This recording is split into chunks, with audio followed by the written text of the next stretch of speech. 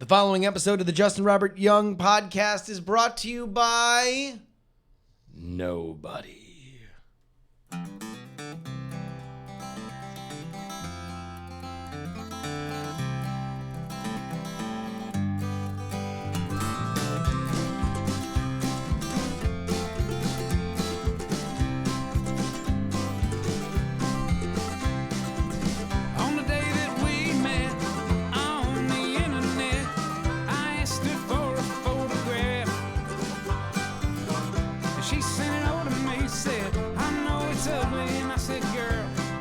Ugly in the half, look at you. Well, you got blue teeth and you only got 2 teeth, but I kinda like to see you smile. And it appears that over the years you've turned into a big old steaming pile. And she said, yeah, I know I ain't no supermodel. I said, you ain't a hand model, baby. You're not. But that's fine. It is. You're pretty ugly by most people's standards, but you're alright by mine. Oh, you ain't whistling Dixie, Jomo. It is yet another edition of the one, the only, the domain of Prince Pretend You're Not Here, the son of a paralegal, Justin Robert Young. That's me. You can call me JuRY.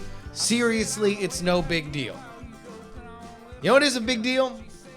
This here weekend I just came off of. It was a real, I think the medical term is a motherfucking humdinger. And to talk all about it is, and really we're just gonna skip to the end here as I introduce her as my fiancé, Ashley Paramore. Yeah, Fiancé. you're a fiancé. That's weird. How is that? I don't know yet. It hasn't hardly been 24 hours. It's barely. Yes. I mean, it's barely been over 24 hours. Just over 24 hours. 24 hours ago, we were getting fucking bombed. Oh my God. After everything went down. We got a whole story to tell you. Oh. We're going to talk to you about, I got engaged, and there's a fun story to me and Ashley getting engaged. And we have all sorts of stuff. Man, we had just a massive influx of email. We're going to talk about that. So many emails about ladies and what they call jerking off. Their version of jerking off. It was amazing. It was a flood, a gusher. They would. I don't even want to get further into that. No. Also, I'm gonna convince you guys that brains are dicks. Your brain is a dick, and it should be looked at as such. We got that coming up, and also I think I'm gonna attempt to do a Civil War letter, and I'm gonna keep it there. I'm gonna keep it ambiguous as to what this Civil War letter is gonna be. Although if somebody wants to send me good Civil War, like we're talking like documentary Civil War soundtrack music, go ahead and throw that in the chat room right now. Of course, you can watch us live. You can go ahead and tune us in on diamondclub.tv. That is every Sunday at 7, unless there's a wrestling pay-per-view on, and then it's before. But enough about wrestling. Let's think, or if we're going to stay in the parlance of wrestling, this is the match made in heaven for which we will be coming up. Of course, the marriage of the Macho Man Randy Savage and Miss Elizabeth that we will have coming up because we just got engaged. Yay! We did. Hurrah! So we went to Seattle. And all right, where do we start? Like, what do people want to know about our engagement? Because like we put it out on Twitter, it was an overwhelming amount of support. Oh my goodness. An intense amount of support. Our phones were dying. You were killing our phones. You were all destroying our phones. If people were just know that as happy as you were, you were doing so much to let us know that you guys were supportive, that our phones were dying. But I mean, do we want to talk about well here, Flash the Rock, for anybody who hasn't seen here. Yeah, You there we can't go. see Can't really here. see it. I Let's can't. go I ahead. can't move. Let's Oh, there we go. Bring Whoa. it up. Bling cam. So if you're Bling. watching this on YouTube, or you can go over to youtube.com/JustinRobert, and you can see the ring. Before you die, you see the ring. Not that it I hasn't lied been. to you. You I told a lot of lies to you.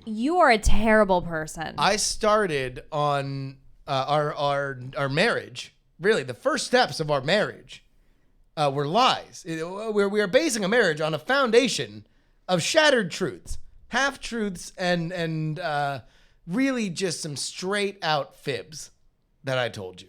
You did. They were very complex fibs, surprisingly. I told a lot of lies, a shocking amount of lies. Yeah. So, according to you, what did you think was going to happen this weekend? Well, I mean, I knew what was going to happen this weekend. Well, we've been planning this wedding for a while. Yeah. Well, so I guess the short version is I knew we had a conversation. We knew that we were getting engaged. Yeah. And I knew that the Seattle trip was going to be a very big part of our engagement. And we had conversations about rings specifically, which we'll get into a little bit here. Mm-hmm. Because you were talking about how much of a pain in the ass it was to go ring shopping, especially for someone apparently as picky as me, who doesn't like yellow gold, who didn't want a big ass freaking diamond rock. So that was your big thing. That was my big thing. No yellow. No Center diamond. And specifically diamond was the key. It wasn't the stone necessarily. Yeah. You just didn't want a diamond. Why were you against the diamond? I didn't want something that everybody else has. And of course there's like the ethics thing. Didn't want to be a basic bitch. I didn't want to be a basic bitch. There we go. That's my girl. So being a boss bitch, a fierce boss bitch, you were like, I don't want just some regular ass pumpkin spice latte fucking rock. Like, I need something a little fucking out there. I need something that's a little non-traditional, sticks out. 5 girls put their hands with engagement rings in the middle of a pile. You got the one that fucking says something different. So those are my marching orders. Mm-hmm. What I did is when I was in Dallas, Texas, I went to go meet up with my friend Rachel Oppenheimer. Rachel Oppenheimer tells me, let's go to the Texas State Fair. First day that the Texas State Fair was open, which is gigantic. If you've never been to the Texas State Fair, it happens in Dallas over the month of October. I believe it was the month of October. Yeah, it was like early October, or maybe it was a little bit of September.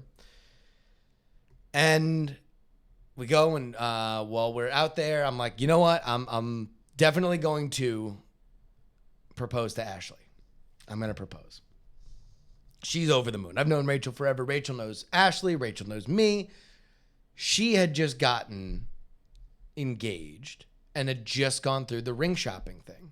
So she's like, you're never going to get a better opportunity to go ring shopping than like right now. She's like, we need to go now. So we were eating. I'm stuffing my face with fucking fried sriracha and a Gulf shrimp boil, drinking a beer that was made of funnel cake beer. It's amazing. They put powdered sugar on the top of it. Next thing you know, I'm going to a Dallas fucking jewelry store. And much like everything in Texas, it is bigger than you might otherwise expect. 2 stories. Gigantic. Robbins Brothers in Dallas. Big shout out to Robbins Brothers in Dallas. They're the ones who hooked me up on this. So we go looking around.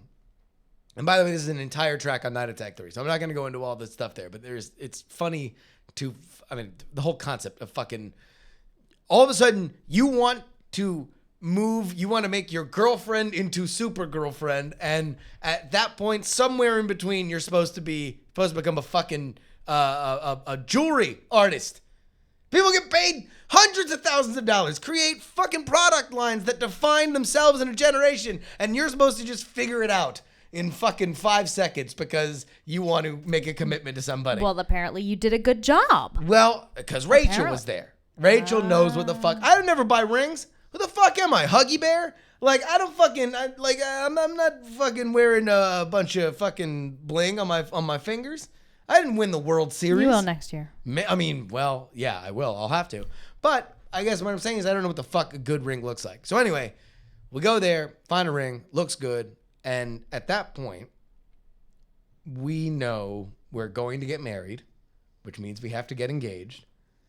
You were getting a little antsy about when this engagement was happening. Okay.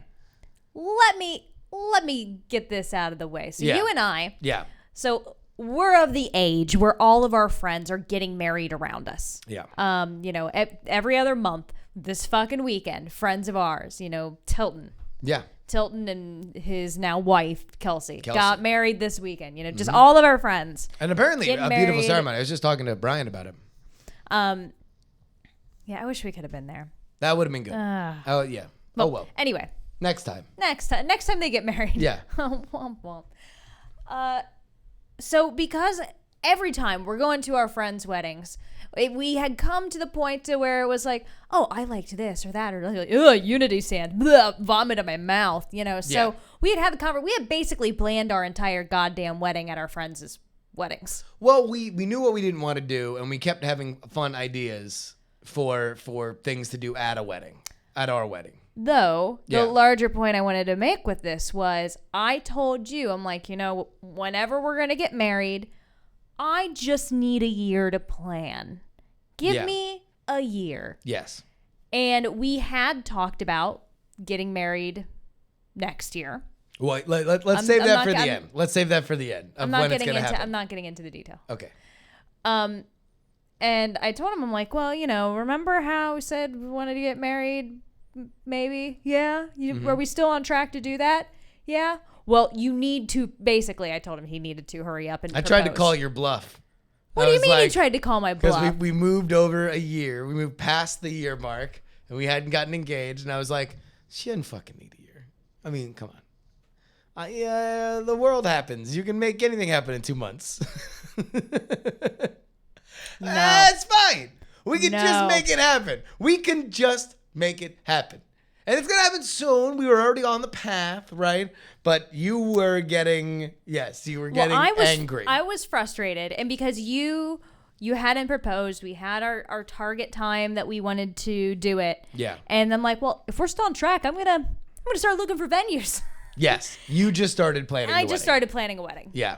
So we're going through the process of it. And we made, at first, there were some tense moments. There was a point in which we were at kind of like the broadest element of the planning of like just like looking for what our options were. But like you just have a very, very wide net on what you're going to do. And there was a lot of things that were like on me. Like we needed to sit down. We needed to have a certain amount of conversations. And you refused so many conversations. Yeah. Not talking about we're engaged. Yes. So that was I was being a snot. I was being an asshole. And I was saying, fucking, we have these conversations when we're engaged. Because right now we're planning a wedding. I don't know fucking what wedding you're planning on, but fucking, I don't see any ring in your finger. Fucking, so how about we calm down? And we got into one big argument about it. And I won. Sure, you won now. Yes. Yeah. Yes. Happy wife, happy life is the lesson that I'm fucking learning even now. But we made a few key decisions, which were very good, that gave us a lot of form and substance to what we were planning. And then all of a sudden, things became a lot easier. But you were running up against a point where it was like time to start talking to people because of the time we are going to have this wedding. And you can't really do it if you're not engaged, or else you look like a fucking crazy person. And I definitely looked like a fucking crazy person when I had conversations with a few people about it. Like, oh, no. Well, no, he hasn't proposed yet. But he's gonna. He's gonna. I swear. Oh my God. I swear. It's happening. It's like in 5 seconds. He's got it. I swear to God. This is definitely going to happen. I swear to God. I'm going to buy a fucking ring and just start walking around if he doesn't fucking propose to me. So it was on me. Yes. That like the clock was ticking. So Rachel takes me to this place. I find a ring that I like. Take pictures. And also, like up until I showed you the ring, it was like every conversation. Hey, you want to go get dinner? Oh, sure, yeah. Maybe we should go to Gracias Madre. Did you go ring shopping? What well. It was like, it was every, and I mean, I don't blame you. If we were going to be out and in the city, you know, there's ring shops, there's pawn shops. Let's go to a pawn shop. You're like, we need to move this along. We need to continue forward momentum. And then you were able to shut me up when you finally fessed up that you went ring shopping. So I showed you the picture of the ring, and I show you, and it looks good. And I'm like, what do you think? And you're like, is it good? I would like it. This is very nice. I'm like, great. I'm going to look into buying it. So this is where what I tell Ashley and what is really happening become two different things. Because what I tell Ashley is these motherfuckers at Robbins Brothers sold the fucking setting that I wanted, which, by the way, show it again here. We'll put it up here. I noticed, and Ashley, or Rachel rather, noticed this, is that I don't know if it will focus, but like, if you go to my Twitter or if you Instagram. go to Ashley's Twitter, it's got a little diamond. It's got the two spokes, so it makes a little diamond club bracket that lead up to the stone, which I was very happy with. So I'm telling Ashley, I'm like, oh my God, these fuckers sold the goddamn setting out, and next thing you know, they say it's gonna take a fucking month to do it. And then do you know what mode that sent me into? Is What? send you all the rings that I like on Etsy mode.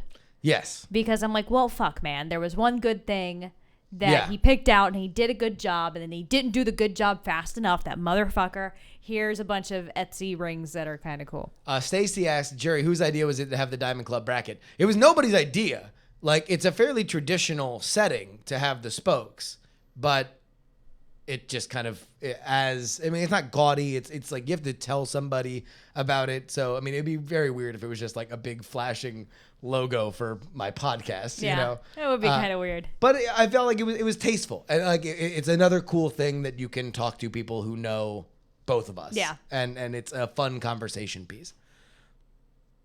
So I'm giving Ashley the fucking sell job of a lifetime. These fucking assholes. I can't fucking believe that these fucking assholes sold out this goddamn setting. And now it's going to take a while. Now, meanwhile, we make plans to go to Seattle for the weekend with the understanding for both of us that it's going to be a nice romantic weekend out of town where we can do the engagement. And we can hang out with friends because we have friends there. And it was something that it was important that we had people to celebrate with. Yeah. You know, that because we're social people and it's always fun to be around other people and to be part of a crowd. So it's when that happens that I realize, fuck, like, there's no suspense to this. She knows we're getting married. She knows when it's happening. Like, I need to fucking gin up some surprise. Or else this is going to be the most fucking... We might as well just hand her a piece of paper. Fucking say, hey, check yes. You know? We might as well do it over email. Yes or no? Circle fucking, one. Do you want to be my wife? Fucking check here. Go to strawpoll.me /fucking 11489 and fucking check yes or no on whether or not you want to marry me. It was so anticlimactic. But I'm like, all right, we got to fucking do something.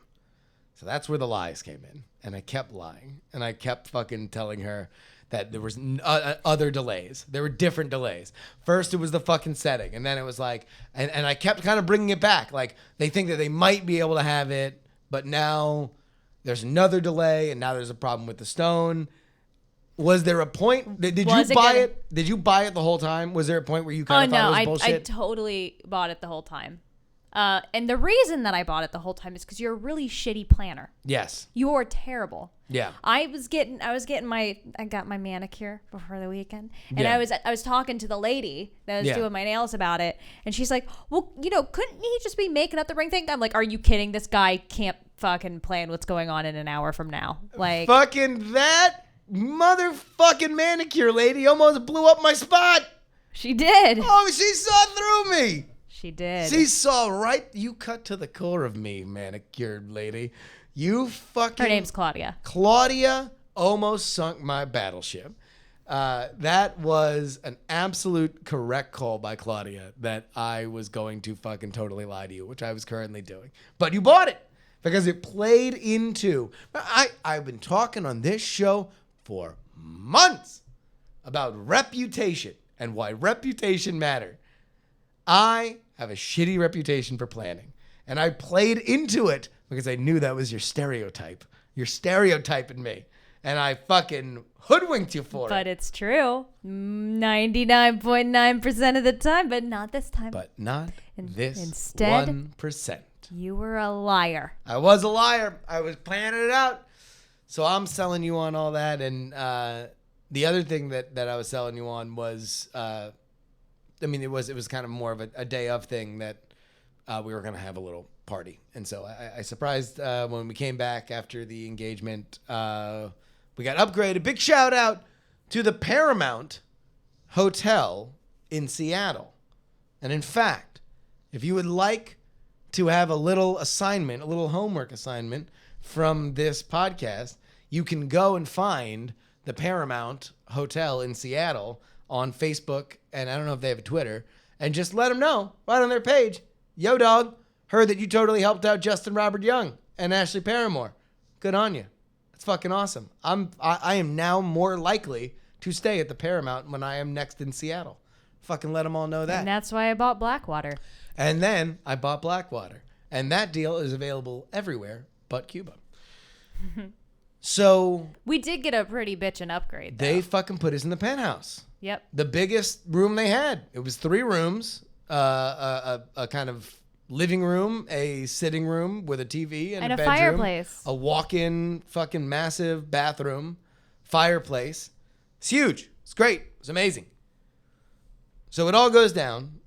We spend the day just reminiscing about our relationship and the cheesiest, mushiest thing possible, shit on our nondescript Saturday. On our nondescript Saturday, because nothing was weird about it. We're just having a nice little weekend and Pike Place. Love Pike Place. Pike Place was really, really rad. The Pike Place market. Like, I've always avoided it because I worried it was just going to be annoyingly touristy. Yeah, but no, it's fucking, there's a lot of really awesome hole in the walls, and we found so many cool places that we had such a good time, and we were getting drunk. And then we came down to the little park that's on the far end of it with the totem poles. Because I knew that was where the good views are. And we turn around and I'm like, well, I know that some random motherfucker's going to fuck up taking a picture. Because that's every We Got Proposed story ever, is that I handed the camera to some random person and they fucked up taking the picture. So you got to go one of two ways. Either you have friendlies in the area that are taking pictures because they know what's coming, or... you do what your old buddy, Justin Robert Rubles, did. And you outthink him. There's a bro with a vape pen right next to us. Justin, just leave him alone. We can take a selfie ourselves. We don't know. We need both of us leave in him it. alone. We need both of us in the photo. Hey, vape bro. No, JuRY, vape bro. stop. Hey, God, vape. He's so embarrassed. I'm yeah, sorry. What's up? Hey, can you do me a favor, take a picture? Yeah, okay, fine. Yeah, totally cool. So I give him the phone. I turn it on video, and I'm like, it's going to be a video. Just don't turn it off. Don't turn it off until I tell you. And so I hit go, and this is the video you can see, youtube.com/Justin Robert Young. From this point on, we pretend to take a picture, and then Ashley's pissed off because we're bothering Vape Bro. He just wanted to get his vape on. He did want to get his vape on, and he was. And he got his vape on before and after. But let's assume he was high, because everybody in Seattle's like, holy shit, Seattle. You're taking this fucking pot legalization thing fucking seriously, ain't you? That shit was fogged out from the nuts up. It stank like fucking weed. It was so Oakland this weekend because the Seahawks are playing the Raiders. So it was all Oakland jackets and it smelled like weed. It was like we didn't leave home. Maybe it wasn't the Seattle people. Maybe it was just all the Oakland people getting high as fuck. Yeah. Man. But our vape dude, like, he disappeared in a puff of smoke too, basically, after the video. So how, on a scale of 1 to 10, how much did I get you? How much were you surprised? Because you actually, you. Oh, you scared me. You definitely, you're not you are an expressive person, but oftentimes you're not tremendously like jump up and down excited person. You know, you process a lot of it internally. You did like all the girly things. I was like super girly. You were like mega girly. Well, so here's the thing. Like, once you said something about, like, I kind of got the hunch that walking down there you would want to do something by the water. And I knew, because I know the attention whore that you are, I knew that you would do the proposal in public. Yeah. So I was totally expecting that to happen, if not there, in some other public way. What got me was the house of lies. Yeah. And actually having the ring. So that like I had successful that you lied had to you. successfully lied to me so well. Yeah. So well. God damn it. Don't ever lie like that again. That's really what got me. Like, so Stacy's saying her favorite part of the video was when you called me an asshole. Why were you calling me an asshole? Because he was lying about the fucking ring the entire time. And actually, I didn't even realize at that point, to be honest, that you were actually lying. I just thought that maybe there was a way that you got it overnighted just in time before we left for Seattle and something. Oh, really? So I actually thought that your bullshit facade was still true and you just managed to get the ring. Man, I had that ring for a solid month. I bought God. it right after I saw it. It got shipped to Austin. So the weekend that we did the Night Attack 3 recordings, I had it and I showed it to fucking everybody. I am shocked that fucking people kept the secret about it. Well, you shown it to April. Yeah, April and I had knew about been it. ranting to her about like how much of a fuck up you were. Yeah. In a nice way. Sure. You're a nice fuck up. I know. Yeah. That I fucked up the engagement. Or did I? But it didn't just stop at like you lying about rings. Like even the day of, you were lying about like, oh yeah, I was gonna do like this like giant novelty ring pop thing since you had proposed to me with ring pops before. And like he just kept I had piling. so many lies. It was a house of lies. But it was all for a purpose. It was so we can get engaged. It was so we can get married. And there's 2 announcements that we have about this marriage, the ceremony. And we're going to get to it after this.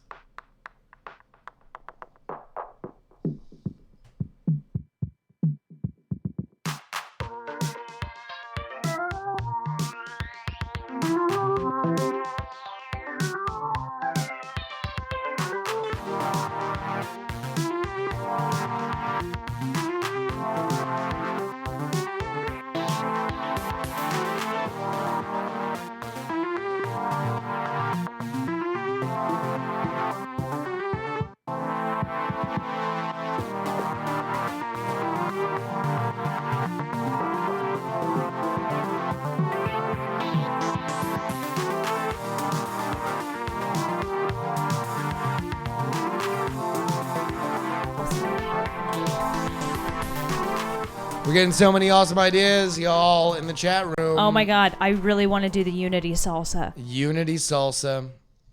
You already got early action on whether or not my beard will survive in time for the wedding. We have 2 announcements.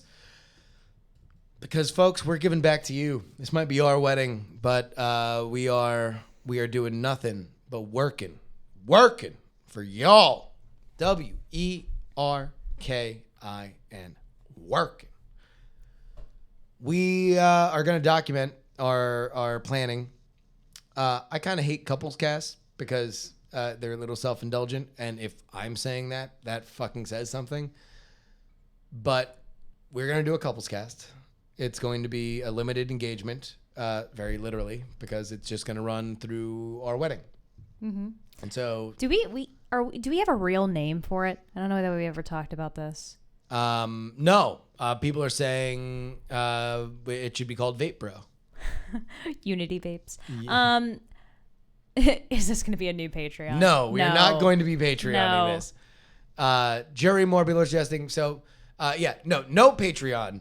We'll have a gift registry. So we don't need to have a Patreon. What we will do is, I mean, I don't know. We're just going to go through it. To be honest, this is something that I think we just want to do because this is like a fun documenting thing for us to work, and that we can always look back on it. And basically, it's the Ashley and Justin Are Getting Married podcast, and we'll be doing it weekly. Yeah, and limited run. It's only going to go for a couple weeks. Well, but we can announce when it ends. Well, it is going to have a season finale. Yes, if you will. Mm-hmm. People are suggesting JuRY more. Brought to you by Salpica Salsa. Everything's better with some Salpica Salsa. Anyway, go ahead. So we're gonna have our season finale next year that we'll record. Yeah. And well, do you wanna go ahead and? There's kind of a reason why we have to do a podcast, folks, because we just want to make sure that it fits on the schedule without any kind of problems at DragonCon next year. We're going to get married at DragonCon. It's going to be part of programming. It is a public ceremony. Why are we doing a public ceremony? Because we are attention whores. No, but because you guys are our internet family. Like our entire relationship came out of the internet in some capacity. And I met you largely because I had, met Brian through the internet. Yeah. We were buddies online and you guys are like our family. It would just seem weird if we did something that didn't involve you guys. And it's funny because I think, I haven't talked to Brian about this, but like if Brian were getting married now, I kind of feel like it would be the same way. Because like, Brian named the middle name of his third daughter is Daphne, like we feel so deeply indebted to you guys. And it's been such a part of our relationship that it's like, there's no reason not to, right? Yeah. So, we're really excited to do this in a very public way with you guys. And it is going to be a public wedding, if you can even really call it a wedding, because it's going to be more of a show. It's going to be us entertaining you, our family, because we like entertaining you guys. It's fun. People are suggesting we have a lot of that plans. The attack night, the night attack night that might attack the night attack wedding might be in attendance. You never know. Yeah. All right, here's what we kind of came to, was that we couldn't do a small ceremony because my brother just got married. If you just look at like the guest list from him of just the people that would be coming to my wedding, or from my family, it's just gigantic. We couldn't do a large wedding because we really don't have the scratch for that, and we didn't want to do something super, super massive that was going to be just way too expensive, and also I think we didn't want to take out a mortgage exactly basically on our wedding. I don't know. And also I just kind of, I get fucking, this is one of the things that like when we looked at like weddings and like things we liked and things we didn't like, fucking the one thing I hate is just the rape job you fucking get. Like for as soon as somebody hears wedding, it's immediately 4 times expensive. It's fucking crazy. They're really, we couldn't do an extravagant wedding. We couldn't do a threadbare wedding. We couldn't do an elopement because ultimately the only kind of wedding that fit, the only kind when we both looked at it that made the most sense is we need a public wedding. We need a big spectacle. We need it to be designed to be live streamed for everybody to see because we have so much family across the country. We have so much internet family all over the world. So really, we needed a royal wedding. Yeah. And that's what we're going to have. And you're all invited. Everybody is invited. Who knows where they're going to put us in DragonCon, but I got a feeling we're going to be fucking standing room only. It's going to be a really, really, really fucking fun time. And hopefully, somebody said, all right, here. So just to answer questions from the chat room. Is this going to be our podcast? It's going to be right before the BDSM panel. There we go. is this going to be in addition, our podcast, in addition to the JuRY Talk show? Yes, this will be on top of it. We will do it every week. It'll probably kind of take the place of the time that we've been okay about with Who's the Boss. We're just going to kind of keep doing that. Probably on Mondays, because Mondays has been a good time for us to record. Usually. Who's the Boss? Usually. Tanky, any chance of broadcasting it for us people who can't come congratulate you in person? That's part of the reason why Dragon Con was perfect. There's a million reasons why, and if you listen, we're going to do a podcast. We're going to talk about all this on why exactly Dragon Con was perfect for us. But it just is for a lot of reasons, and a lot of it is that it's going to be a broadcastable, you know. B. Coford says Dragon Con's website indicates that they don't do weddings and that you'll have to get your own venue. Here is, all right, you want to explain? Because this was your, I got a panicked email about this. Yeah. Bottom line is, it really is more of a show than it is going to be a wedding. you know, it is technically, perhaps even legally. I don't even know if we're going to technically get legally married in Atlanta. We're too far out. Yeah. But really, we just want to put on a show and celebrate with you guys, and in a way, without giving too much away, make fun of a lot of the elements of weddings. And it's not going to be like just us standing up there. There are people we're going to be inviting that I don't even know how to say this without like. We've got a lot of plans. We've got a lot of plans. So it's definitely more show than wedding. Well, and more specific, I think what Dragon Con's website means by that is you can't just call up Dragon Con and say, I want to get married, and then expect them to take care of it. This is programming. You know, we are doing everything that we do for Night Attack. You know, it's going to be a lot of planning. It's going to be a show, and it's going to be a podcast. So we're doing a podcast. The end of our fucking We're Getting Married podcast, it means we get married. We're going to do a real big special event at Dragon Con. It's going to be an hour. Here's the fucking one thing that we can say without a shadow of a doubt, and we'll move on from this after we fucking make this one big point. This wedding, this ceremony, this reception, it's all going to take place in a programming block. What's a programming block? 1 motherfucking hour. We propose to be, we dare to be, we will be the first wedding ever where everybody, while they're leaving out, says to each other, could have gone longer. That's what we're going to do. We dare to dream, and we will fucking make it happen. We got more shit coming up.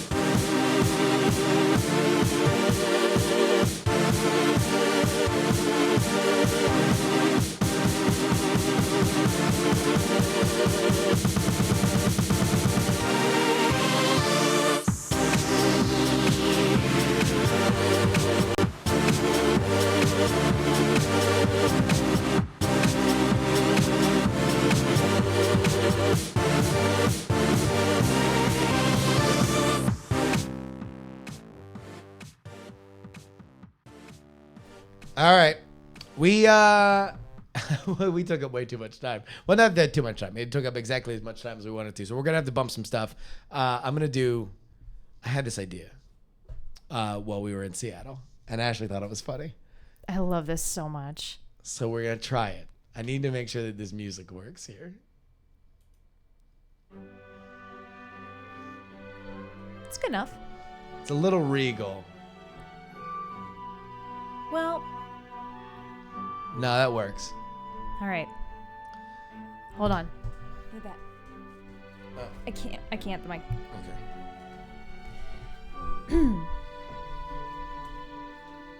Does your character have a name? I don't know. Make one up. Colonel Sanders? No. Oh, what is going on here? Just everything's okay, guys. Ladies and gentlemen. Oh wait, hold on. I need more music. Oh, that was quick. It's only 44 seconds. We'll just go with 44 seconds. Okay. I bring you into the front lines of one of the most epic wars ever fought on American soil. Ladies and gentlemen, Civil War letters from the front lines of GamerGate. Dearest Elizabeth, I write to you in our darkest hour. It seems as if our ally, Stephen Colbert, has turned against us. In our most tenuous moments, we never assumed that the Colbert Report would have on the darkest enemy, Anita Sarkeesian. And yet there he was, asking her whether or not she could name 3 games. She probably was only on because his producer told them to. And yet, the GamerGate movement is left battered yet unbroken. For I will say to you, Elizabeth, that the SJWs will not have their day. And actually, this is really about ethics in video game journalism. Jebediah GamerGate, 1842.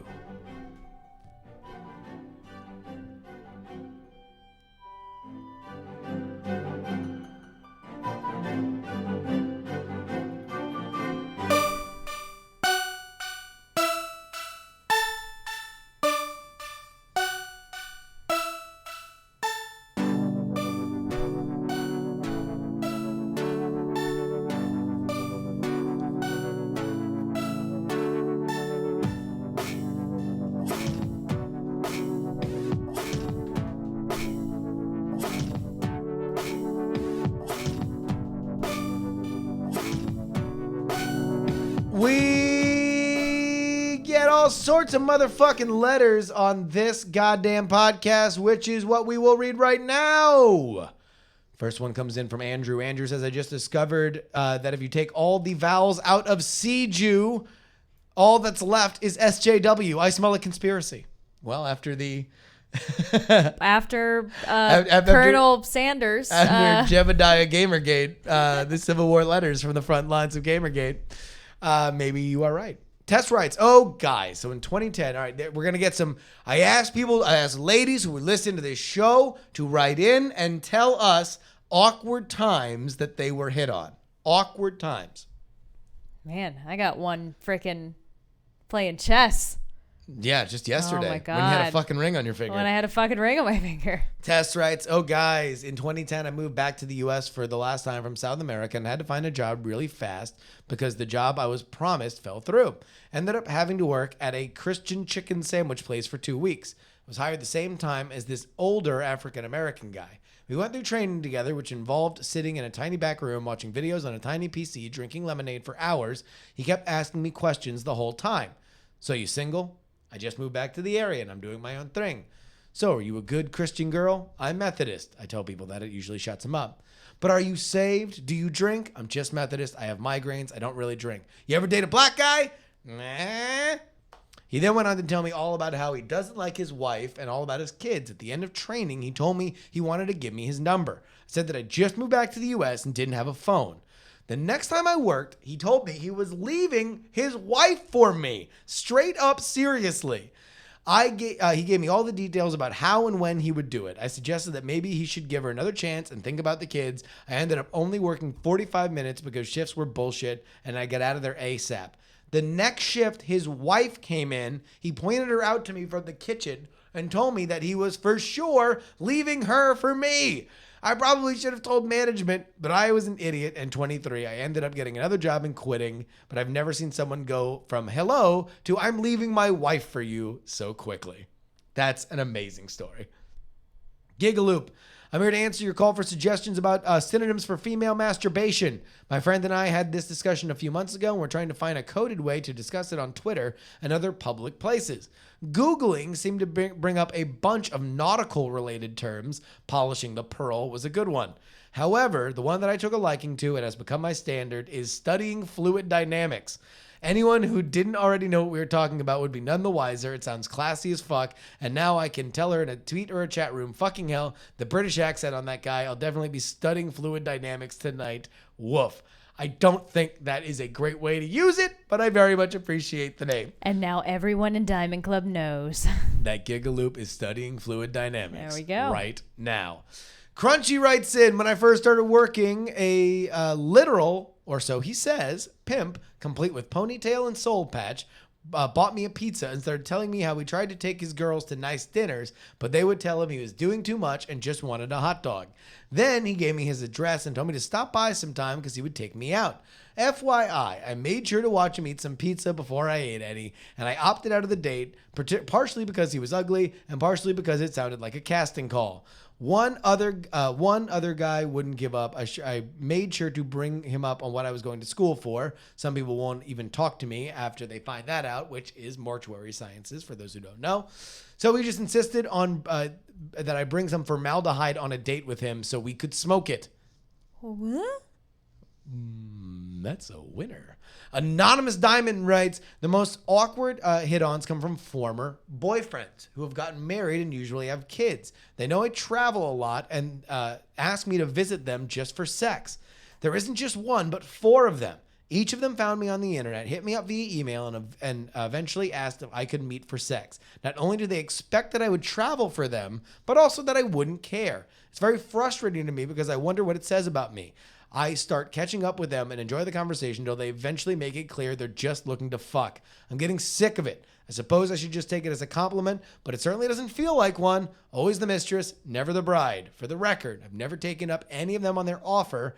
I have never been married, nor have I had kids, and now I have started to lose my faith in long-term relationships. Anonymous Diamond, Fuck those down. guys. I mean, not literally. Yes, don't literally fuck them. I mean, I guess at the very least, right? And this is, they're all assholes. Fuck them forever, right? They can get fucked the old country way. But you got to at least be a good fuck, right? You know, if 4 fucking random people, I mean, that's just science, you know, and 4 people come back for it, you know, after they get married. So good on you. You've earned your fucking awesome fuck merit badge, apparently. But these guys are assholes, and don't read too much into it. People are assholes. And apparently you got that hot puss. Morgan writes, JuRY, in your last JuRY Talks podcast, you asked for women to jump on a couple topics. First, it was when guys awkwardly hit on women. My most recent weird experience was when I was visiting my alma mater for homecoming. A boy came over to me wearing a sweatshirt that said Norway on it, spent an hour trying to convince me he was a Norwegian exchange student in the hopes that he would convince me to go home with him. However, he was not convincing as his sweatshirt was from Epcot, so I shut him down. Second, you asked about what women called masturbation. A few of the favorite terms are flicking the bean and clicking your mouse. Also, from my experience talking with female friends, I'm pretty sure that most women use some sort of vibrator or toy when masturbating and don't simply finger themselves. I'm always happy to help men understand the women's mind. Have you, just in casual conversation, used the term flicking the bean? I've heard guys use it. Right. I always seem to it's not a utilitarian term. I just say masturbate. I've never used any like cutesy slang for lady masturbation that I can think of. But other than double click the mouse, like so, jokingly, as with humor. Yeah, but not like in the same way a guy would say, I'm jerking off, and then fucking there's that's what I've been looking for. And also, I mean, I guess this is something that I've gotten a lot is that most women use a vibrator or a dildo or something, and it's like that's just a lot of equipment. It just shows how much women plan more than guys do, because fucking there's no way that fucking guys are using a toy the whole time. Like, it's just, you got to go. Fucking, all you got is your hand in a plan. and you got to use fucking one of them. Dennis writes, well, I don't know enough of the details of Gamergate to make any specific statements about it. I am always skeptical when one side's primary argument seems to boil down to a subset of their opponents, things their opponent have said, or horrific things that they have said online. I've grown tired of seeing people use claims of racism, sexism, and other vile actions by what amounts to an incredibly small percentage of a movement to shut down whole lines of debate without addressing the merits. Occupy Wall Street was marginalized and ignored in part due to the criminal behavior of the fringe. The Tea Party was tagged as a fringe social conservative label, even though they tended to focus exclusively on financial concerns until they were co-opted. Colbert faced a movement to fire him due to a subset of people that misconstrued a joke for their own purposes, and the whole check your privilege movement feels organized to reduce the number of voices in the marketplace of ideas rather than actually bringing consciousness to the idea of racial, sexual, class-based privilege. There's a lot of stuff, right? And I think that there's a lot. This is a very important point that's here. Because I think it is across not just Gamergate. It's not just the conversation about privilege. I think it is with the demonization of movements in general. And I think it's gone on since the fucking dawn of time. When it comes to Gamergate, the KO punch for Gamergate for the public at large was actually it's all about video game journalism. Because when you boil it down to that, in that one little soundbite, it's like, wait, what? Really? That's what you're fighting for? Fucking so you can get better reviews from Kotaku, so Polygon will be better. Really? That's it? It seems silly to people. That's like I'm not talking about people in the middle of it. I'm talking about people on the street. If you explain that to them, and you say actually it's about ethics in video game journalism, it's too silly for people to take a point on. But I very much believe that Dennis has a good point here, and that is not the only point. It is a point that needs to be weighed with all points, but it is no less valid. He also says, P.S. We support the Patreons because we want to and feel the shows are worthwhile. Don't be convinced that setting up a JuRY Patreon will spread things too thin. It's my favorite show you do, and I would love to support in addition to your other products. Except ruin them. That stuff was way too expensive for flavored wine. Well, I mean, I'm already announced that I got engaged, right? I mean, maybe I could make a big announcement. Like what? Right here. Nah, I probably shouldn't. Find the podcast on Stitcher, iTunes, and some other shit. Email me at justinrobertyoung@gmail.com. Twitter and Instagram at justinryoung.com. And of course, you can join the conversation at diamondclub.reddit.com. So, when you email, again, make sure you put JURY in your subject line. That's how I find your emails. But ladies and gentlemen, as we find ourselves at the end of yet another JuRY podcast, while my fiancé falls asleep on her microphone, while Gigaloop is studying fluid dynamics and Crunchy is breaking out the formaldehyde for that big date of hers, while Anonymous Diamond is getting yet another call for sex from an ex, and Jebediah Gamergate deals with the treachery that is Stephen Colbert, I implore to you, yes, you, those whose ears are being graced by my gilded tones, that should you find yourself at the end of your rope, do your old pal Gerbs a favor and please don't die!